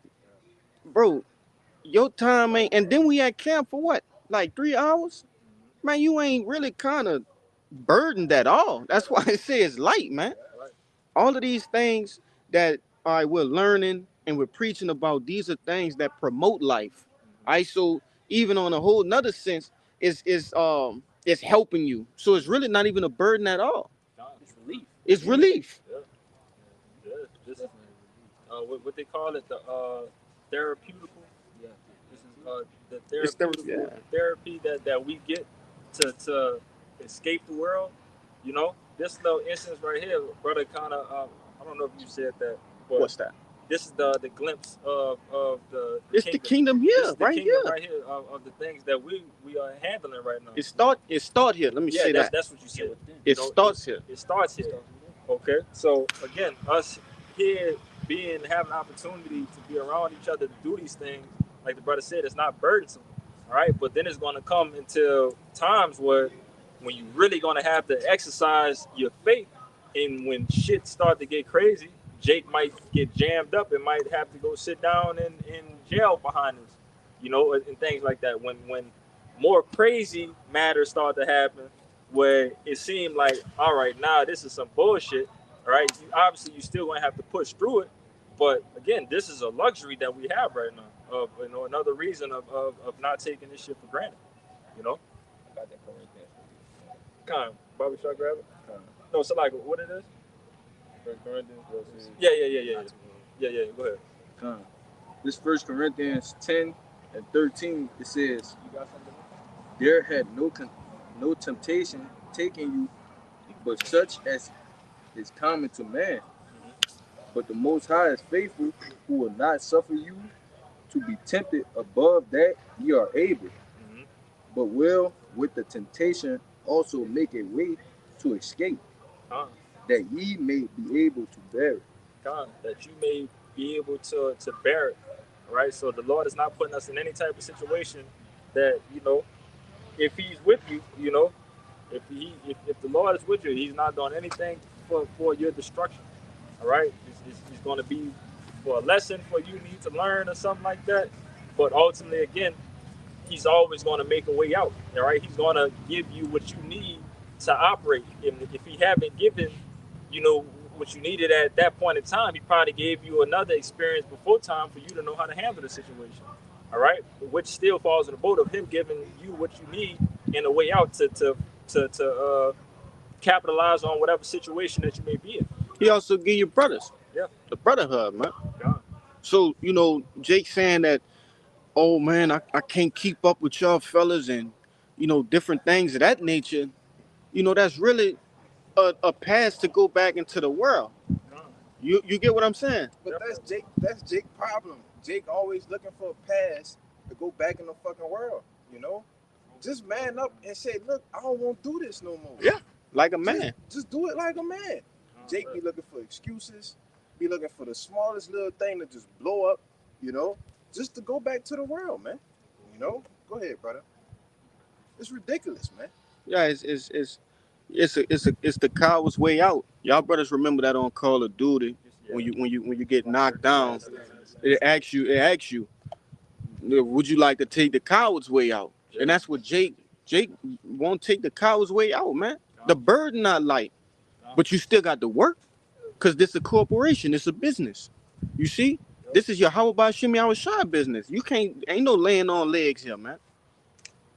If I could say though, but then you will have, somebody let their job work them dog till they dog ass. They're halfway in the grave, bro. Yeah. The job though, but yeah, how is you gonna quit the truth, man? All right, get that from me, brother. This is the book of Sirach, chapter 32, verse 17. A sinful man will not be reproved, but findeth an excuse according to his will. One more time. All right. Sirach 32 and 17. A sinful man will not be reproved, but findeth an excuse according to his will. He finds an excuse to his will. He will not be reproved. Okay. So, again, on what brother's going into, Jake is gonna find the coward's way out, like the brother was going into. All right. A simple man is going to find that coward's way out. He's not going to be reproved for the situation, which every situation can be talked about. Yep. That's the whole thing. All right. And I was thinking about that precept. I believe it's the Matthew 19 when it goes on, when it speaks about counsel. 18. 18. I believe so. When you have gained a brother. Let me look at it. Oh yeah, Matthew 18. Yeah, Matthew 18. Yeah. Get that for me. But you got it. I'm in 18. I think it's like 15 or something like that. Somewhere in the middle. And that all go back to having faith too, though. Because if you have faith in Yahweh Ba'ashem Yahweh Shai, then you should have faith that He has given the men up before you and ahead of you, the proper counsel, right, to give to you. You see, the Lord don't come and speak to no direct man, so it got to come from somewhere. Hey, Kalaya, don't do that anymore. The Lord not about to open the clouds and just tell me that. No. Jake talking about when the Lord came to me and he told me, hey, you better start fucking doing this. Nah, Man. that ain't how it works. Man, the Lord ain't never came to nobody like that. Even when you go to, it's so deep, even when you go with Adam, man. When he spoke to Adam, Prophets, that was man. prophets, man. The Lord ain't physically come to Adam and say, oh, Adam, I'm about to tell you because you sinned. No, man. When you go into the cool of the day, all right, that's talking about the prophets, man. The prophets was back then in the time of Adam, and they rebuked Adam, man. Yep. You know, Before shit hit the fan. Before shit hit the fan. That was the cool of the day. yeah. And that's why Jake, I just don't get, right? Why Jake can't understand that the Lord still, like I tell you in Luke 1:70, all right, that He spake by the mouth of His holy prophets. That's right. Since the world began. So the Lord ain't gonna change that, man. You know, but go ahead, brother. That really fucking pissed me off, man. You know, go ahead, bro. 18 and 15, and then after you read about 18. I got that. Matthew 18. Yeah. What you want me to start at? 15? 15, yeah. Yeah, I got you. This is Matthew 18 and 15. It says, moreover, if thy brother shall trespass against thee, go and tell him his fault between thee and him alone. And if he shall hear thee, thou hast gained thy brother. And again, you know, backing up the point that I just mentioned, you know, the Lord, this is why the law, statute, commandments are for us. All right, it's what it says. It's 613. Yeah, 613 law, statutes, and commandments in the scriptures. Not just the 1 through 10. All right, but all of these things are things that we're supposed to live by and how we're supposed to operate. So in these things, this situation right here, the Lord tells us how to handle a situation of button heads. All right, but this is the law on it. right. It's not written in the Deuteronomy and Leviticus. Yeah. This is the law on it. This is how to handle it. This is the law. Right. This red last your house shot. Go ahead. Now, because, you know, Jake sometimes get confused. Yeah, that's the technical laws, right? Yeah. Hey, but when you go into that word precept, it's telling you basically the things that are written in the scriptures. Somebody get precept, the word precept in the online etymology. Get it in, Yeah, commandment. All of these are commandments. The whole scriptures is commandments, bro. We're commanded to follow those things, man. And you know, again, that's what the Lord has for us to operate everything smoothly. All right. Mm-hmm. You know, these heathens don't have these law, statutes, commandments, and that's why they rule unruly. All right. That's why this devil judicial system, justice system has so much flaw, because it's judged on biases. You know, you could be biased to a situation. All right, you could get you know a certain amount of people in there that really just don't like this nigga because he's a nigga. So I'm gonna vote against that. All right, I don't feel like I got something against the color blue, and if I see somebody wearing it, it's going to trigger something that happened in my past that I just don't like the situation, so I'm a judge unrighteously with it. There's so much room for flaw, and obviously this is just bullshit that I'm just speaking of, but it's hypothetically, kind, the water for the word. You know, hypothetically speaking, you know, but in this situation right here, the Lord is giving you and giving us, you know, how to rule correctly and have everything in order. The Lord is all about order and balance of things. Yep. All right, and he's not an unrighteous judge. So why should we be? If we are looking to be heirs to the throne, why should we handle a situation, you know, unrighteously? All right, the Lord just already let you know it's going to be a recompense if you do anything like that. If you stray away from these laws, statutes, commandments, and do what you want, you know. But I got more. You want to get that word precept out the way? Yeah. Who had it? What you got? I had precept. Etymology? Yeah. Bring it out, because he got the one in the blue letter too. Okay. Kind of that word precept in the online etymology. It says commandment or direction given as a rule of action. But yeah, commandment. Commandment of what? Commandment or direction given as a rule of action. That's the solution right there. Done. Jake, but see, the Lord ain't give Jake no fucking wiggle room. Jake could tell you, oh, that ain't in the law. No, man, the whole book, precept upon precept, line upon line, man. Hey, all of those are precepts. The whole Bible is The whole precepts. Bible is precepts, So it's all brother. commandments. Yes. Just hold through your man. Keep his commandments. Right. And they even got, you know, accounts of specifically with Apostle Paul. You know, Apostle Paul let you know when it came with dealing with women, you know, and the reason why Right. he didn't deal with women, he just gave you sound advice. Yeah. All right, this is sound advice that, you know, it's definitely can be beneficial, you know, to people that have problems, you know, at this point in time.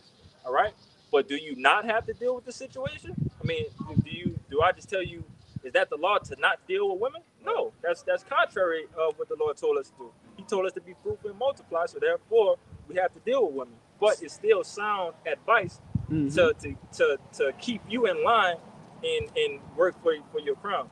Both of y'all, but get about I want to say too, even the book of Sirach, it's Yes. full of like, how we should Advice. conduct ourselves. Yeah. Proverbs, Yeah, Ecclesiastes, they was all written by the same person for the same purpose. Right. You got your point. No, I just was gonna say that, you know, according to, the book of Corinthians, those people had a lot of problems with fornication, adultery, you know what I'm saying? So that's the reason why he was telling us, like, man, y'all can't stop being wicked.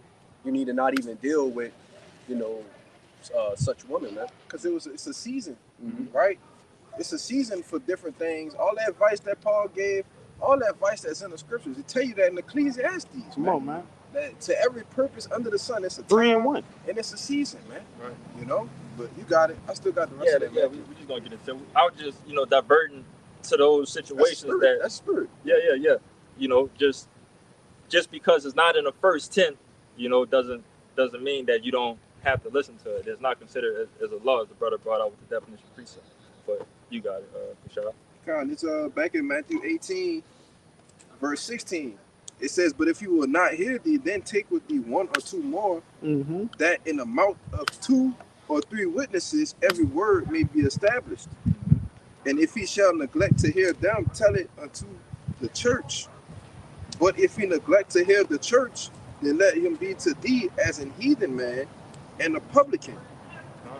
And brothers witnessed it. We witnessed a situation like that, and that's obviously written because this is something that's obviously been going on in Israel. It's part of our custom.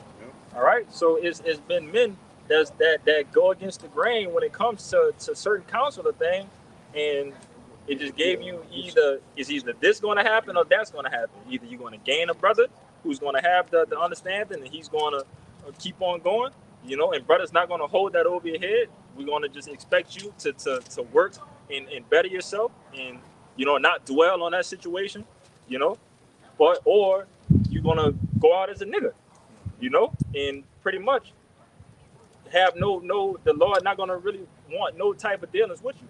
But in that same thing, jump down to 20, and it's going to back up a point that Kalaya had. God, it's verse 20, Matthew 18 and 20.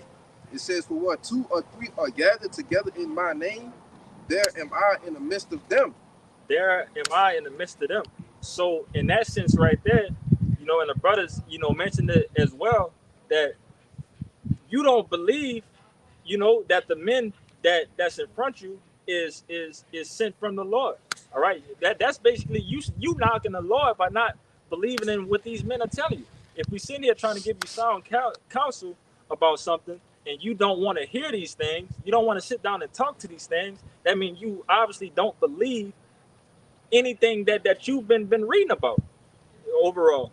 Nah, but Jacob say, hey, that's the spirit. You just seen 144 on the fucking license plate. Right. But then you don't think it's the spirit when the Lord get on an issue that you've been having with amongst the body? Right. Like, come on, bro. Like, Jay gotta stop playing, bro. That's bullshit what Jay be doing, bro. Jacob say that's the spirit all day long about some, like, I wouldn't even say petty shit, but there's more serious matters. And Jacob be like, no, that's some nigga shit you doing. Like, nah, bro, the Lord getting after your ass. Yeah, that's the spirit, but you don't know the spirit when it's right in front of you. You know, in other words, what the brother saying, you know, you can say that, but you know, still in that situation right there, you know, that's why you have to go back and pretty much reflect on these things. You know, you have to reflect on what was given because obviously the heat of the moment, nothing feels good. Right. In the heat of the moment of things, it's going to feel like damn it, combat is about to happen. You know, that's just the how we are built out here, man, as men. You know, as lions. Yeah, when voices get to raising, that means that adrenaline start pumping, and that adrenaline right there is damn near close to feeling like you about to punch somebody in the face. All right, but obviously we know we don't do that dealing with brothers, but we're gonna sit here and we're gonna have this conversation, and then if it's still intensity is still high, we want to part ways for a bit, but reflect on this, reflect on that, and then come back and continue to get more understanding on the situation rather than storm out and just say fuck everything, you know? And see, the Lord don't play that. Yeah. Right? Because the Lord will stop you from receiving your blessings at the Passover. You feel me? And different things of that nature. He don't fuck around like that, bro. Not in his business, not in his house. I know you brothers ever some of you brothers may have not, but been in a house where it's been discord with you and another person, the whole atmosphere in the fucking house off. Yeah. And the Lord won't have that, man. Right. Because he's the supreme ruler. He rules this house. Not any of us, man. You know? If I could just say real quick before you get your precept, you know, that at least intensity in the room and just distress overall of a place that it's not enjoyable for nobody. All right, so you making this harder for everybody else, not just yourself. All right, so now you being selfish. You know, you being selfish and thinking of your thinking like your boy David Ruffin. You think you bigger than the band. You know, you think that whatever happens doesn't apply to you. You know, and your shit don't stink, and that you just not going to offend nothing, and you just don't want to hear no type of counsel behind it. But counsel is needed. Jake, we are not all right out here, man. You know, Jake still have a lot of things in the world that needs to be cleaned off of us. You know, as brothers say, that the impurities. We still have impurities on us, being the Jews of the Lord, that still needs to be cleaned off, and it's not a one-day process. All right, some brothers need to get counseled once, and that's it. Some brothers don't need to be counseled at all. Okay, but some brothers probably need to get canceled 3 or 4 times. They need to get, the saying, they need to have to fall on their ass for a minute, have to get knocked in the head for the understanding really to come. All right, but you can't run from it. All right, but you got your precept, Cousin Card. This is Sirach 20 and verse 1. It says, "There's a reproof that is not comely." Mm-hmm. It says, "Again, some man holdeth his tongue, and he is wise." Yeah. Right. So there's a correction that's going to come across as feeling negative to you in the spirit, man. That's why the scriptures tell you, basically be angry, but sin not. You know what I'm saying? But when you're harboring up, mixed emotions within yourself, which that's nothing but Satan, man, he's going to get the better of you every single time. You know what I'm saying? So there's going to be something somebody says or somebody does that's going to be, be offensive at some point in time. Mm-hmm. That's just, that's just the nature of us being around each other, man. Everybody has a different spirit, you know what I'm saying? And we're all lions, Mm-hmm. And so, like, go ahead, make the point. No, because we're going to get the I next had verse. that. We're going to Get the next verse. I know. I was going to go through Yeah, because reproof is the same thing as rebuke, right? And it's not common. Look, listen, I've been rebuked multiple times, brother. Yeah. It's not common. You get a rebuke and you sitting there, you just like, yeah, I don't think this right, but you getting rebuked. But then when you go and evaluate, look down the line, like, yeah, that was right. Mm-hmm. Because you got to understand when the Spirit of the Lord talking to you, this is why I say, this is why we believe that we dealing with the true men of the Lord. Because if a brother rebuking you, reproving you about something, well, you got to sit there and think about, man, this the Lord telling me this. Mm-hmm. This the Lord correcting me. Go ahead. And that's why I actually bring out the 18 and 20. God. So if 2 or 3 in or more are in, you know, that in the midst. It's like in a gathering, that means that the Lord is in the midst. So you have to truly believe, and that goes on a reflection, because, you know, brothers can say that as well. As being a person that's been rebuked before, you have to go back and reflect on these things. And yeah, it hurts. It hurts to get cut. It hurts in a physical form or the spiritual form. It hurts to get cut. So once you get cut, you know, the one beautiful thing that the Lord has for this is that He's not going to just let you bleed out if you don't pretty much if you it's like I'm hitting a brain fart. This is I got preach up. I got it. Kai, go ahead. I'm Oh, gonna that's get it. something like verse 2. It come It right says, "It is much better to reprove than to be angry secretly, Mhm. and he that confesseth his fault shall be preserved from hurt." And it's like it just came to my head. back. Yeah, It just came to my head. Yeah. So, you know, in the instance, if you're going to get cut, you know, if you are looking to be reproved, if you're looking to in your spirit that you want to continue in this thing, the Lord is going to heal that wound. Okay. But on the other hand, if you just had no desire of being in this thing anyway, you know, and you always had intentions on walking out and looking for the first opportunity to walk out, the Lord is going to cut you and have you bleed out in the world, you know. But you want to say something? I got it in the GNT real quick. Yeah. Sirach 20:1, you read 2 already, right? Yeah, I read it too. It's It's like, Sirach. you can Oh, no, read it again. It's like, you want me to read two again? yeah, read it This again. is- Then All right, this is verse 20 and 2. It says, all right, 20 and 2, it says, it is much better to reprove than to be angry secretly, and he that confesseth his fault shall be preserved from hurt. you got it. Keep just finish it out. Then I'm gonna read it in the GNT. You would go down to verse 3. God damn. You could go down to 7. 7. Okay. It says, how good is it when thou art reproved to show repentance, for so shalt thou escape willful sin. Yeah, I said how good is it when you getting reproved and be like, man, you know what? You right. I'm tripping. Yeah. Cause what? You showing yourself to repentance, right? And you repent from it, right? And you come out better, Yeah. right? Like we read in Matthew 18. You see, if he shall hear thee, then thou hast gained a brother. Yeah. You see, cause that's when how you know that you gonna gain a brother through what? Reproof from rebuke, man. Everybody can't take rebuke, you know. Go ahead. The brother brought out, and brother could bring it out again, because Kaya brought it out yesterday with the adversity. Proverbs. The brothers, yeah, 17. yeah. Get it, Brother Shaw? The brother is known. You know your brother in adversity. Roughly paraphrasing. I got it. You want it right now? Yeah. Real quick. It's Proverbs 17 and 17. It says, a friend loveth at all times, and a brother is born for adversity. A brother is born in that for adversity, or in adversity. You know, when shit really start to happen. All right, that's how you know that you gained a brother. You know, in that situation. You know, and when things are starting to get tough and things, you know, start to hurt. You know, that's who you're around at that point in time. You know, when shit hit the fan.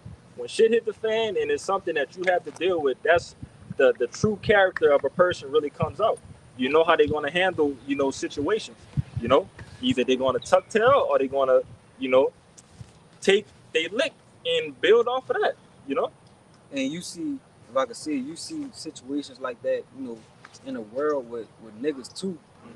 Because they'll be friends like for so long, and then when they have disagreements, they start to ridicule each other, tell each other secrets, and say you was doing it, but the whole time it was how they felt about each other the whole time, so they never really was friends. Right. What the niggas doing now? If you haven't known what's going on in Atlanta, man. Oh Niggas in the so-called, they're in a clique, right? They're in a rap gang, and they just on social media, just spilling each other beans, man. All right, when Mad Day come, you see, Jake ain't got no goddamn integrity. Because again, you know, with that situation, you know, dealing with, you know, men who can't, you know, take these things, and choose the coward way out, again, you know, as the brother related to the video game, either way it go, yeah, you fucked up, and yeah, you committed sin, but again, we all came in this thing with righteousness is filthy rags. Right. You know? Do you think all of a sudden that sin right there just made your filthy rag just filthier than everybody, and that you just can't recover from this thing? And that's not the case. You just have to take that lick and charge it to the game and keep on moving. You know? But get that for me real quick to back up my point. This is 2nd Ezra 16 and 76. So and the God of them who keep my commandments and precepts, said Yahweh power, let not your sins weigh you down, and let not your iniquity lift up themselves. God, do not let your sins weigh you down. All right, because in a more positive outcome of how that would have went was you get acknowledged of your faults. So now you acknowledge your faults. You go sit down for a minute. You reflect on things, and then after you reflect on these things, you're supposed to come back stronger than ever. You know, that's it. That means you just don't commit that same thing again. You know, the Lord is going to sit you down for you to have the understanding of what you need to do and how to operate and make everything go smoother. You know, you just have to be willing to take this right now.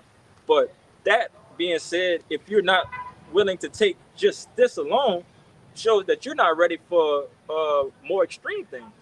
So when things really, really get serious, I know for sure I can't count on you in these things if you can't just handle a small situation of getting cut, you know, by your wrongdoings, you know. But I had something for what you said earlier to back up that Proverbs. Oh, Slack, let's run through that real quick. You want to? Come, Slack. This Sirach 6 and 8. I'm gonna start at 7. It says, if thou wouldest get a friend, prove him first, and be not hasty to credit him. For some man is a friend for his own occasion and will not abide in the day of trouble. You see, and that's just basically backing up what you brothers is saying.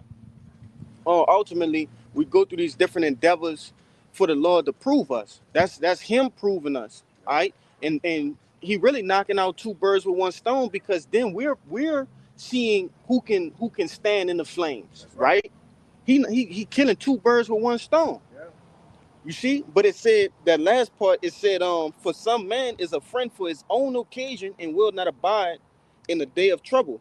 And that's backing up that Proverbs, because a friend is the person that's gonna leave. Or brother, he man, hey, if my brother leave me, like and I'm in a situation, he can't come back home. Yeah. Ain't no way he can come back to the tent. That's right. You know? And that's how Yahweh Shai feel, man. Bobby Shot get 10. Verse 10, and it reads, again, some friend is a companion at the table and will not continue in the day of thy affliction. But in prosperity, he will be as thyself and will be bold over thy servants. You got it. One more. It says, if thou be brought low, he will be against thee and will hide himself from thy face. And pretty much, Jake, picking and choosing through, you could really read this whole entire chapter. You know, but just the points made out of that, you know, backing up the point of you're gonna know who you're on in tough situations. All right, that's where brothers are made. Brothers are made in the times of adversity. You know who you can count on. You know who you can depend on. You know. Yeah, we can end it off. Read it out, and I'm gonna read it out. We can end it with that. Verse 4. Yeah. And it's this is Sirach 20 and 4, and it says, as is the lust of a eunuch to deflower a virgin, so is he that executed judgment with violence. It said, just read it out. Okay, come. And it says, there is one that keepeth silence and is found wise, and another by much babbling becometh hateful. Some man holdeth his tongue because he have not to answer, and some keep his silence knowing his time. A wise man will hold his tongue till he see opportunity, but a babbler and a fool will regard no time. Right. So when you read it in the GNT from the top, you just read it straight through. It says Sirach 20:1, knowing when to talk, a person can be rebuked in the wrong way. It may be wiser to keep quiet than to speak, but it is much better to rebuke the person than to keep your anger bottled up, right? That goes straight into Matthew 18, man. Right? It says, verse 3, admit when you're wrong and you will avoid embarrassment. Using force to get a point across is like a castrated man trying to rape a young woman. Yes. It says, verse 5, some people are thought to be wise because they don't talk much. Others are disliked because they talk too much. Some people keep quiet because they don't have anything to say. Others keep quiet because they know the right time to speak. This is the point. A wise person will not speak until the right moment, but a bragging fool doesn't know when that time is. Right. If I could just speak on that, you know, that alone, man, in situations when it comes to, you know, getting rebuked, you know, it's more listening than talking overall. Yeah, it is. You know, like brother was just going into, yeah, you might be sitting there thinking like, all right, yeah, that wasn't totally how it went. That wasn't this. Yeah, you nitpicking and picking points in your head of like, okay, that could be spoken of better, but let me hold my tongue. Let me hear everything. And when I'm able to speak, I'm going to speak on the things that I speak of, and that's how we keep order of a discourse happen, of when things happen. All right, but for somebody just to sit here and just rebuttal, and raise tensions when it comes to certain things, you know, no understanding is being held, and therefore nothing positive is going to come to the end of that, you know. But again, that's why in those situations it's just wiser just yeah. No, wrap it up. Go ahead, get that last one in. This is book of Proverbs 15:10. Correction is grievous unto him that forsaketh the way, and he that hateth reproof shall die. Have it. Yeah. Have it. Yeah, that's the That's it. Yeah. That's it, brother. You know, and that's plain and simple, man. So that was a good home run walk off. You know, with that, you hear me? Yeah. So, pray that this everybody good. Yeah. So we pray that this live camp was edifying. Trying to get out of here. We want to give infinite honors and prayers too. Yahweh Ba'Shem Yahushua Ba'Shem Rakakwadash. Double honors to the apostles and the elders of GMS who taught us his truth. Peace and salutations to the hopefully elect. You Akim, you Akwat, which is brothers and sisters in the Hebrew that believe. In the Bible Ball. Bible Ball. Bible Ball. Bible Ball. Bible Ball. Bible Ball. Kwame Yasharala. Kwame Yasharala. Shalom. Shalom.